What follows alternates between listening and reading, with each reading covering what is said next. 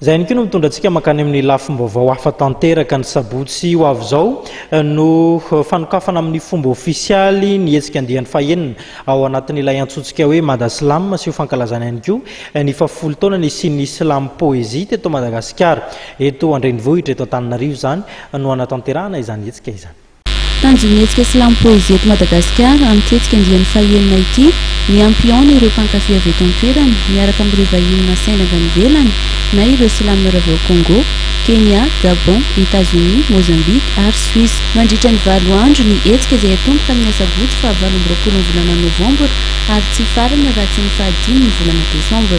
Eto androany moa zany dia hetsika hoentina manambara amin'ny fomba ofisialy ny fisiany Islam national izay hetsika karakarain'i Madagasilama isa-taona izy io eo amin'ny andian'ny fahaenintsika izao ary ny fanindran-dalana amin'izay ihany koa ny fankalazana fa 10 taona nidiran'ny Slam Poésie teto Madagasikara.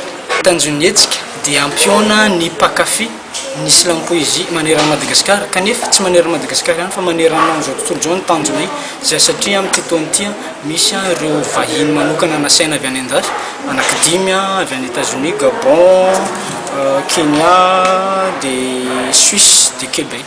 Tao anatin'ny 10 taona nisian'ny Slam Poésie teto Madagasikara izay dia efa mahakasika ireo tanora maro ity sehatra ity. Mahatratra 30 ireo poeta avy eto Madagasikara indray anjara ny Slam Poésie. Maro ireo hetsika itanterahana mandritra ny 4 andro toy ny fampisehoana ny fifanankalozana atrik'asa, intervention izay atao amin'ireo ONG sy ny sekoly ary ny maro hafa.